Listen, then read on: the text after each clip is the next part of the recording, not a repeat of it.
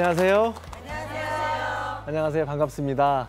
여러 번 뵈니까 익숙하고 좋으시네요. 네, 반갑습니다. 이번 주에 이제 네 번째 강의를 하게 됐는데요. 관찰력이 뛰어나신 분은 알겠지만 4인 4색을 하면서 강의 때마다 넥타이를 바꾸고 있습니다. 그래서 강의 슬라이드도 색깔도 오늘은 빨간색, 오늘 넥타이도 빨간색입니다. 빨간색을 맨 마지막에 해야겠다 생각이 들었습니다. 왜냐하면은 이제 초록, 파랑, 노락 할 때는 또 다른 좋은 의미가 있지만 예수님의 보혈로 다시 새로워지고 또 거듭날 수 있는 강의가 되고자 빨간색을 맨 마지막에 4강에 넣었어요. 괜찮으세요? 네. 네. 또 빨강은 정열이 있지 않습니까? 열정적으로 한번 강의를 해보겠습니다. 네. 자, 뇌 척추가 건강해야지 인생이 건강해진다라는 주제인데요. 소주제로 들어가서 자세를 바꾸면 인생이 달라진다. 아니, 자세를 바꾼다고 인생까지 너무 오버하는 거 아니냐? 아닙니다. 맞습니다. 그런데 저 자세는 척추 자세도 중요한데요. 사실 자세라는 게 어떻게 보면 태도, 그죠? 네. 어떻게 어떤 한 학생을 이렇게 만났는데 참 자세가 올바르고 인사 자세도 좋고 또 몸가짐 또 이렇게 말하는 그 자세가 좋으면 아, 넌 정말 커서 큰 일을 하겠다, 큰 인물이 되겠다 이런 얘기 하지 않습니까? 네. 그런 것처럼 이런 자세라는 것이 척추 자세부터 시작해서 마음가짐, 우리는 또 믿는 사람들이니까 하나님을 향한 주바라기, 그죠? 주바라는 자세, 주바라기 자세를 올바르게, 영적 자세를 올바르게 하면 저희도 아이들을 봤을 때 큰 인물이 될 것 같다, 너무 사랑스럽게 보이는데 우리 아버지 되시는 하나님께서 우리를 봤을 때 얼마나 사랑스럽겠습니까? 네. 그렇죠? 그래서 그런 기대를 하면서 강의를 시작을 하겠습니다. 대표적인 척추 질환 두 가지를 소개해 드릴게요. 왼쪽 그림 보시면 저분은 안과를 가야 될 것 같아요. 눈이 막 튀어나오고 눈이 튀어나올 정도로 막 지금 눈알이 빠질 것 같은데 저분은 이제 안과 환자가 아니고 이제 막 상을 들려고 윽 했는데 욱 하는 거죠, 그죠? 앞으로 숙이면서 이렇게 상을 들면 척추를 받치고 있는 이 뼈와 뼈 사이에 이제 디스크가 하중이 들어가서 확 찢어지면 정말 저 정도 눈 튀어나옵니다. 하여튼 디스크 허리가 잠깐 근육이 삐는 게 아니고 디스크가 찢어져서 이렇게 확 튀어나오면 정말 응급실 실려와요.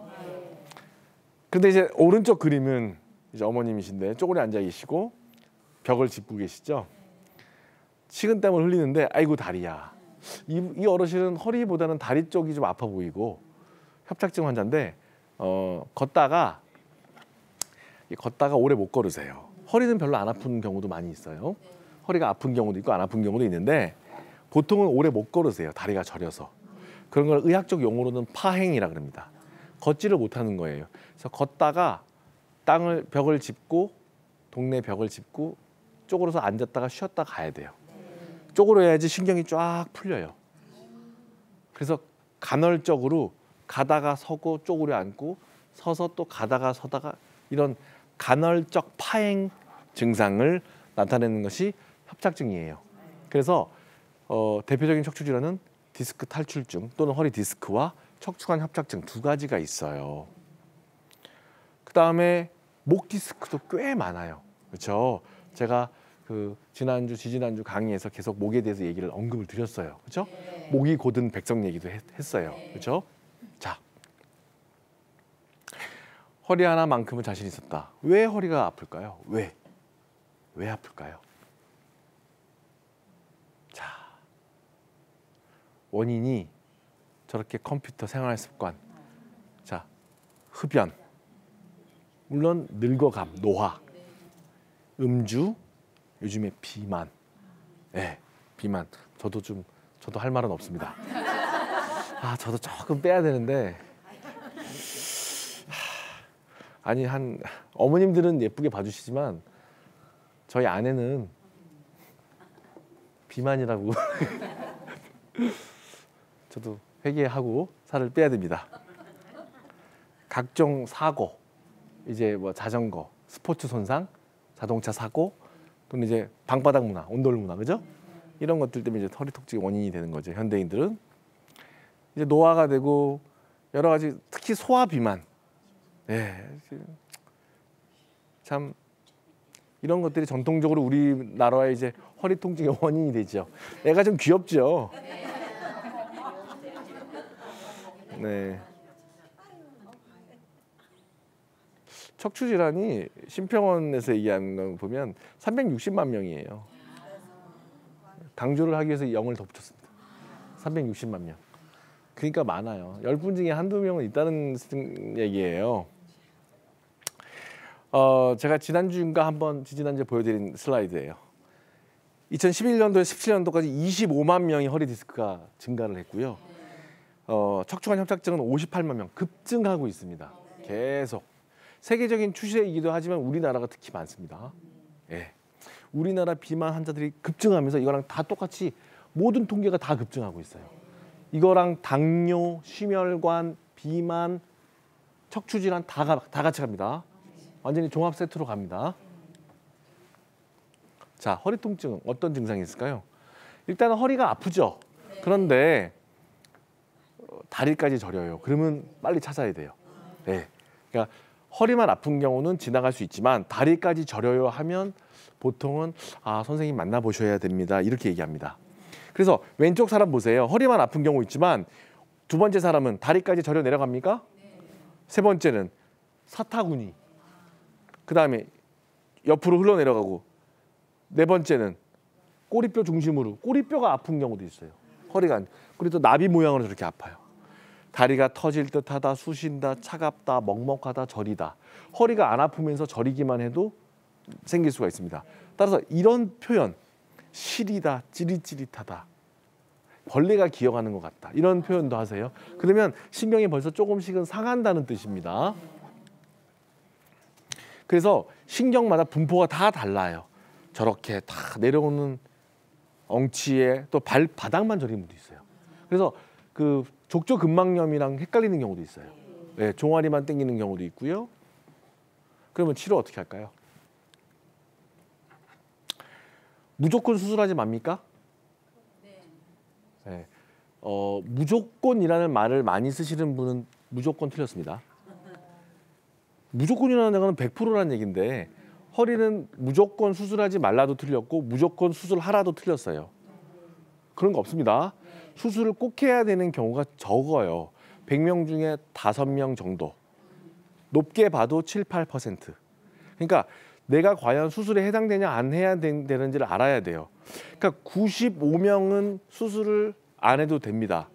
5명은 꼭 수술해야 됩니다. 꼭 수술해야 되는 경우가 있어요. 그런데 그 적당히 겹치는 환자들이 어떤 경우는 수술로 가고 어떤 경우는 수술 안 하고 살아남아요. 그 수술을 갑자기 가는 경우가 있어요. 그걸 제가 알려드릴게요. 예.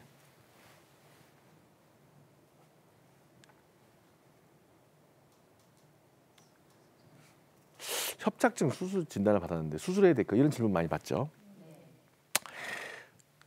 강조드리기 위해서 가져왔습니다.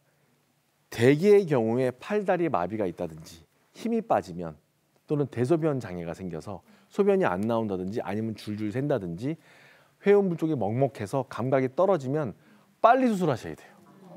네, 5% 안에 드는 거예요. 95%는 여러 가지 비수술 방법이 많습니다. 주사도 되고 치료도 되고 시술도 되고 운동, 재활 다 있습니다.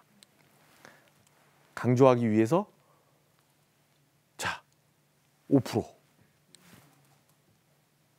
이거 보셨죠? 네. 5명 빨간 사람 안에 들면 안 됩니다. 언제? 팔다리 마비, 대소변 장애. 자, 통증이 없는데 마비가 와요. 수술하게요, 안 하게요? 네, 맞습니다. 똑똑하십니다. 제가 대학에서 강의하면 이런 학생들이 꼭 있어요. 네, 딱 맞습니다. 통증 없는 마비가 더 위험합니다. 무섭습니다. 네. 그러니까 서서히 망가지는 경우도 있겠죠. 네, 그러니까 자, 마비 환자 네, 제가 강조하기 위해서 계속 이 비슷한 사진을 보여드리는 거예요. 네, 꼭 기억하셔야 됩니다. 마비, 팔다리 마비. 특히 목 협착증이 있으면 팔다리가 다 와요. 근데 이제 물론 허리 협착증이 있다고 팔에 마비가 오진 않죠. 만약에 나는 허리 협착증이었는데 팔에 마비가 온다. 그럼 목을 가야 돼요. 네, 목이나 또는 뇌. 그렇죠. 팔다리가 한꺼번에 마비가 온다. 그러면 목 이상의 신경계를 찾아야 돼요. 그러니까 목이나 머리. 왜 우리 첫 번째 강의 때 뇌경색, 뇌출혈. 갑자기 두통은 별로 없는데 팔다리가 마비가 확 왔어. 한꺼번에. 팔과 다리가 한꺼번에 왔다. 그러면 머리부터 생각해야 돼요. 또는 목. 그렇죠?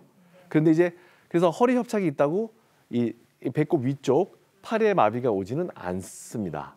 예. 그리고 목과 허리에 둘 다 심한 마비가 와서 협착이 있을 때 순서가 어디게요? 목이 먼저게요? 허리가 먼저게요? 어떻게 하셨어요? 맞습니다.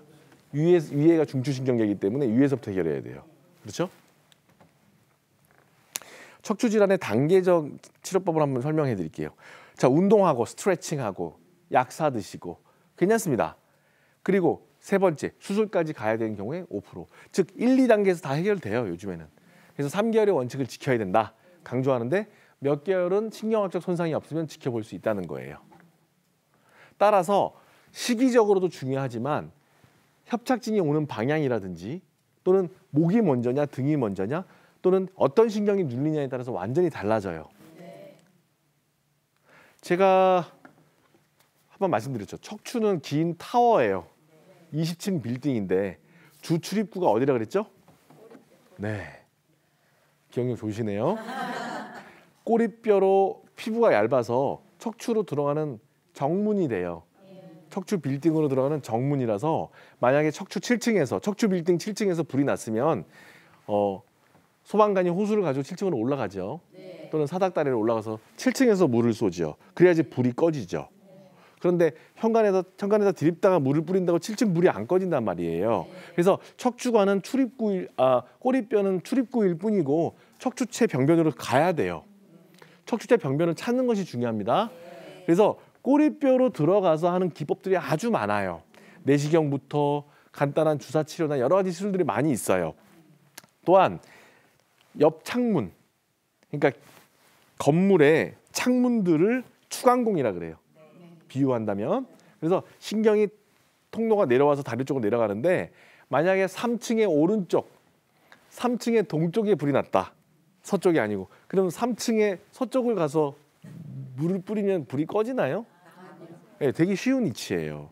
그러니까 포커스를 잡아야 되기 때문에 자, 그러면 괜히 3층 동쪽이 불이 났는데 뭐 소방 기술적으로 그럴 수도 있지만 3층의 서쪽에 있는 창문이나 벽을 깨지 않죠. 네, 그럴 이유가 없지 않습니까? 따라서 그렇게 방향에 따라서 가야 된다. 후궁이라고 한다면 왕의 후궁이 아니고 이 뼈 뒤에 생긴 것이 꼭 활처럼 생겼어요. 뒤에 있는 활처럼 생긴 게 뼈와 뼈 사이가 있는데 예를 들면 빌딩의 뒷문이에요. 뒷문이 꽤 넓어요. 뒷문으로 들어가서 불을 꺼야 되는 경우는 처치를 하는 거예요. 이게 접근 방법이 다 다르다. 뭐 내시경, 레이저도 좋고 현미경도 좋고 하여튼 접근 방법이 다 있어요. 수술적 치료 방법도 저런 기준에 의해서 가는 거예요. 그렇겠죠? 네. 자, 또 강조. 접근 방법이 여러 가지다. 계속 강조합니다. 자, 이것도 제가 한번 지난번 강의 때 보여드렸어요. 꼬리뼈로 하는 방법, 후궁으로 가는 방법, 저 바깥으로 왔으면 추간공, 옆 창문으로 들어와야 되는 경우. 아이가 또는 어른이 환자가 이렇게 있을 때 이렇게 직접 환자를 이렇게 좀 다 진찰을 누워가지고 하는 게 중요하고요. 목의 병변인지 등의 병변인지 허리의 병변인지 찾아야 되는 것이 중요합니다.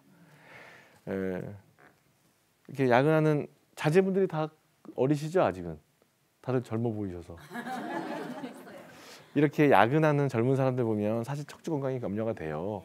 PC 컴퓨터를 보는 자체도 그렇지만 예를 들어서 이렇게 엎드려 자는 것이 정말 안 좋죠, 그렇죠? 그래서 엎드려 자는 자녀가 있으면 반드시 깨워서 침대에 눕히도록 하십시오. 아셨죠? 네. 자, 이렇게 허리 물건 들 때 조심하셔야 돼요. 댁에서 이제 가사 일 보실 때 조심하셔야 되고요. 가능하면 저는 필라테스를 권합니다. 그래서 이런 매트리스 아시죠? 매트리스 하시고요. 척추가 제대로 좀 쓸 수 있도록 저렇게 유연성 운동도 하시는데요. 필라테스 운동이 있어요. 그런 운동을 저는 필라테스 매트리스 위에서 하시는 걸 권하고 싶어요. 물론 이렇게 무리하지 마세요. 네. 자, 옆에서 봤을 때 똑바로 서 있어야 되는데 여기 이렇게 앞으로 이렇게 굽어지게 되죠. 점점 굽어지는데 그래서 꼭 좀 이렇게 곱추라 그러죠. 예전 말로 등이 점점 되면 모양새가 너무 안 좋아요. 그렇죠? 멋있지가 않아요. 그러니까 백날 좋은 옷을 사서 입어도 옷 맵시가 안 생기고요. 멋있지가 않고요. 저렇게 되면 폐활량도 떨어져요. 네. 그리고 측만증도 생길 수가 있다.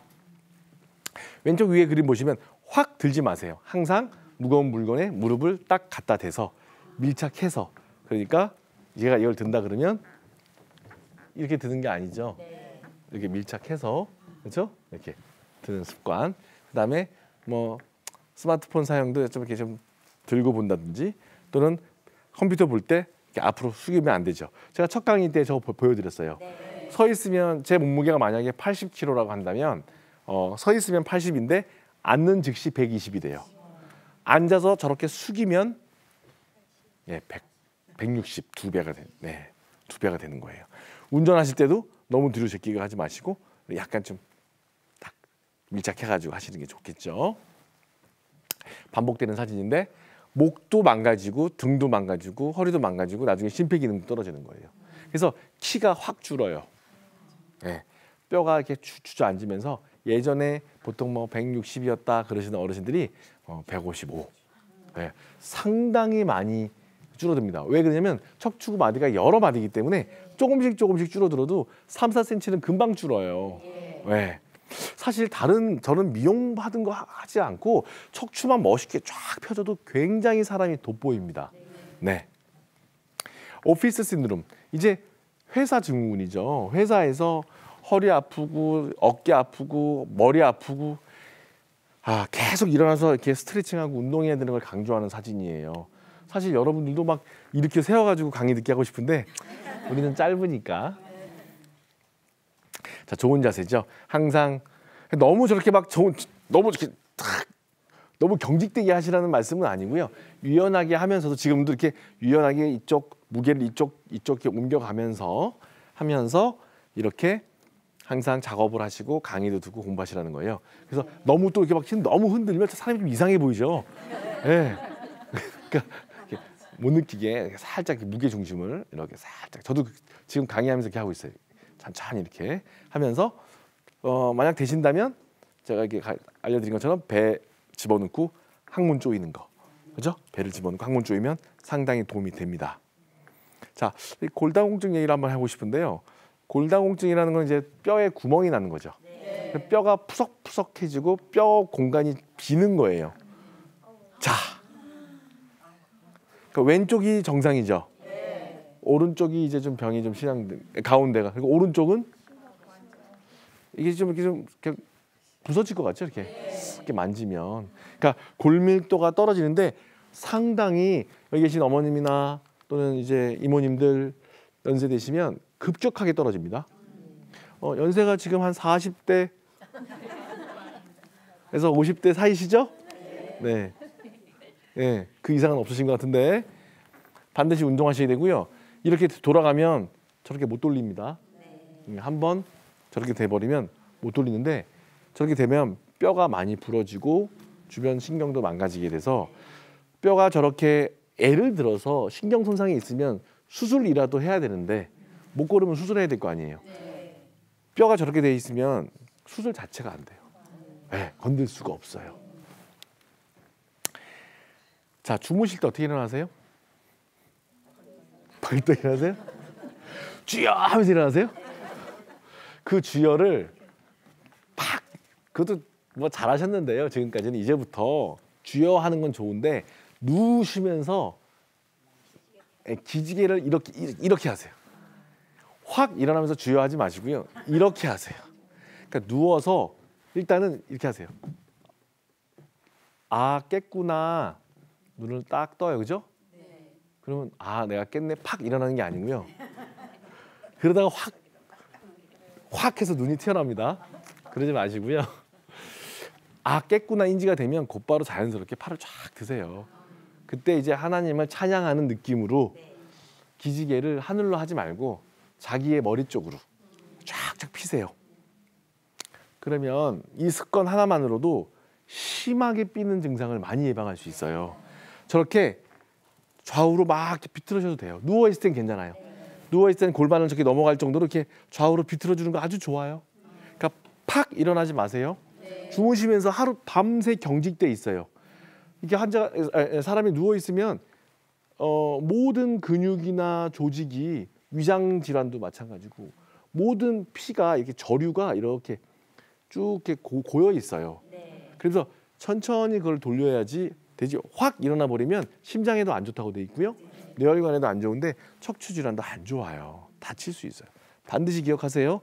오늘 다른 거 모르겠는데 요 기억만 하세요. 이렇게 하면서 뭐라고 한다고요? 주여, 주여 기지개. 자, 일어나는 순서. 이렇게 몸을 풀어준 다음에는 저렇게 무릎을 먼저 세우세요. 주무실 때도 무릎을 먼저 세우시는 게 더 좋아요. 무릎을 세우시고요. 저렇게 옆으로 이렇게 체중을 받치면서 일어나는 게 좋아요. 이것도 확 일어나거든요. 저거 습관되면 여러 가지로 좋습니다. 복근이 안 생겨요.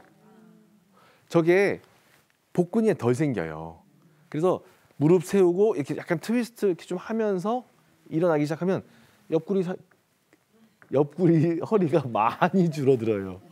예, 이 친구는 저기 필라테스 강사예요. 예, 제가 아는 친구인데 아이를 둘 낳고 많이 뚱뚱해졌는데 이렇게 복근 운동 하세요.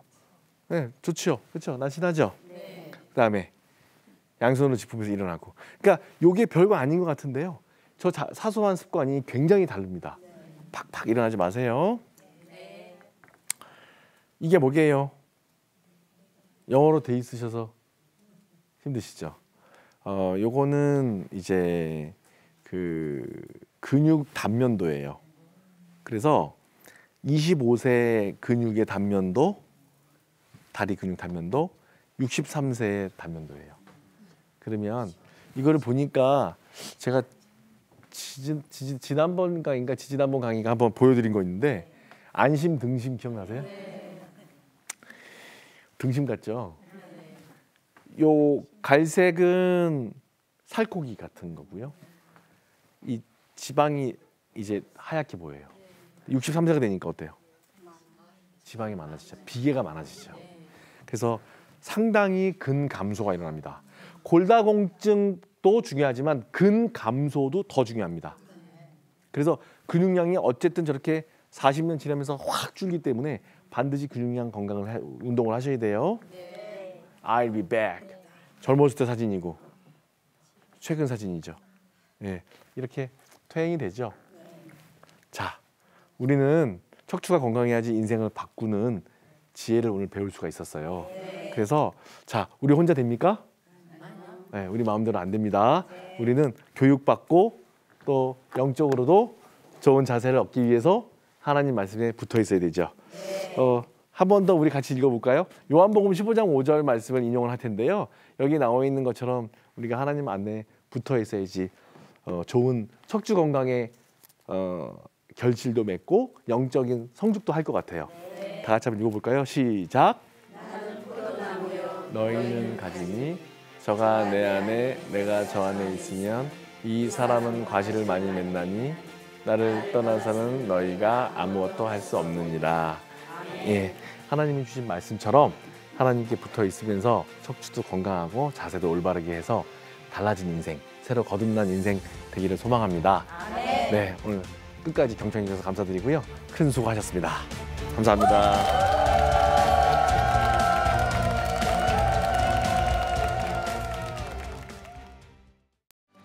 이 프로그램은 CTS 방송가족의 사랑과 후원으로 제작되었습니다.